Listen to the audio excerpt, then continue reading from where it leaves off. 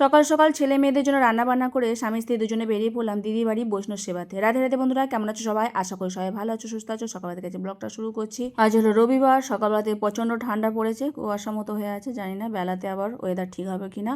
তো এদিকে রান্না বসিয়ে দিয়েছি। আজকে হচ্ছে সোয়াবিন আলু রসা, আর তার সাথে হচ্ছে জিরা রাইস। তো আলুটা সেদ্ধ করে নিয়েছি একসাথে সয়াবিনের সাথে, প্রেসার কুকারের মধ্যে দুটো সিটি দিয়ে দিলে হয়ে যায়। এদিকে অন্যটাকে মানে ফ্যান ঝাড়িয়ে রেখে দিয়েছি, সেটা একটু হাওয়াতে থাকলে একটু শক্ত শক্ত হয়ে যাবে, নইলে হাঁড়ির মধ্যে থাকলে একটু গলে যায়। তার যে জিরা রাইস করবো সেই জন্য মশলা ভেজে নিয়েছি, এতে কড়াইশুঁটি দিয়ে দিয়েছি, আলু আর সয়াবিন একসাথে ভেজে আলাদা করে রেখে দিয়েছি। মশলা ভেজে নেওয়ার পর তার মধ্যে এখন এই ভাজা আলু আর সয়াবিনটা দিয়ে দিলাম। আর মশলার মধ্যে এখানে আদা, কাঁচা লঙ্কা, টমেটো, ক্যাপসিকাম এই দিয়ে একটা মশলা করেছিলাম। একটু গরম মশলাও বেটে নিয়েছিলাম, সেটাও দিয়ে দিচ্ছি নামাবার সময়। ব্যাস হয়ে গেছে, ধনেপাতা দিয়ে নামিয়ে নিয়েছি। তো এটাকে এখন ঢেলে রাখছি। তারপর ভগবানকে ভোগ নিবেদন করবো, গোগো যাবে পড়তে। এদিকে ভগবানকে ভোগ নিবেদন করেছিলাম, সাথে একটু শশা আর পাঁপড় ভেজে দিয়েছিলাম। ব্যাস এই ঝটপট করে রান্নাবান্না হয়েছে সকালবেলা। আমাদেরও বেরোবার আছে, তো ওকে টিফিনে দিয়ে দিয়েছি। আবার ও অল্প করে প্রসাদ পেয়ে যাচ্ছে, আমরা এখনও প্রসাদ পাইনি। ওকে আগে দেওয়ার পর আমি এখানে রান্নাঘর সব পরিষ্কার করে নিচ্ছি, ঘরদোর। আমাদের বেরোবো বলে তাড়াতাড়ি করে, তো যতক্ষণ সম্ভব হয় সমস্ত গাছই সেরে রেখে যাওয়ার চেষ্টা করি। জয়িতা ঘরে থাকবে, ওর কালকে পরীক্ষা আছে বলে যেতে পারবে না। আমি অল্প করে প্রসাদ নিয়ে নিয়েছি। খাওয়া দাওয়া করে প্রভুজি আর আমি এখন রেডি হয়ে নিয়েছি। জয়িতাও প্রসাদ পাওয়া হয়ে গেছে। তো যাই হোক, আমরা দুজন যাচ্ছি দিদির বাড়িতে। তো অনেক দিন পর বৈষ্ণব সেবা ওদের দিচ্ছে, তো সেই জন্যই। তো যাই হোক, দিদির বাড়িতে চলে এসেছি। ওর গোপালকে দেখো, খুব সুন্দর, ওরাও ভক্তিপথে এসেছে। তো আজকে ওদের বাড়িতে বৈষ্ণব সেবা, সেই জন্যই আমাদেরও বলেছিল আসার জন্য।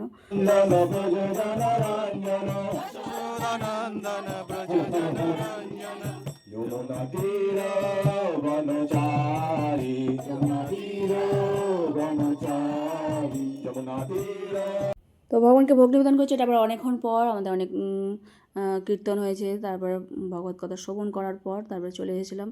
ভগবানের সেবা হয়ে গেছে। ভোগ নিবেদনের পর আমরা প্রসাদ পাবো। সমস্ত মাতাজিরা রান্নাবান্না সব করেছে, প্রভুজিরাও হেল্প করেছে অনেক কিছুই। তো যাই হোক, বিষ্ণু ভোগ হয়েছে এখানে, পনিরের চাপ, দই বড়া, রায়তা, মিষ্টি সমস্ত কিছু ভগবানকে ভোগ নিবেদন করার পর আমরাও আবার প্রসাদ পেতে বসে পড়ি।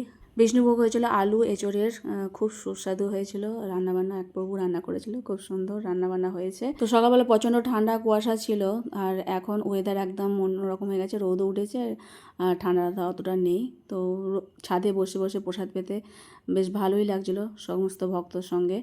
তো এঁচড় বিরিয়ানিটাও তো খুব সুস্বাদু হয়েছিল, তার সাথে পনিরের চাপ হয়েছিল, সেই প্রসাদ পাচ্ছিলাম। তারপর দই বড়া ছিল, আর রায়তা ছিল, মিষ্টি ছিল। ভেবেছিলাম প্রসাদ পাওয়ার পর তাড়াতাড়ি করেই চলে আসবো, কেন জয়িতা ঘরে আছে। ওর দাদা আবার সেই মানে বিকেলবেলা হয়ে যাবে আসতে, তো তার হয়নি। অনেকক্ষণ ছিলাম সমস্ত ভক্তের সাথে কথাবার্তা, তারপরে ভগবানের কথা আলোচনা হয়েছিল, তো খুব ভালো লাগছিলো। তো আস্তে আস্তে প্রায় 7:30 বেজে গেছে, তারপর বাড়ি ফিরে অনেক প্রসাদ পাঠিয়েও দিয়েছে। আমি তো আবার রান্নাবান্না করেই গেছিলাম, সেই প্রসাদ অল্প করে পেয়েছে, আর এইগুলো আবার পাবে।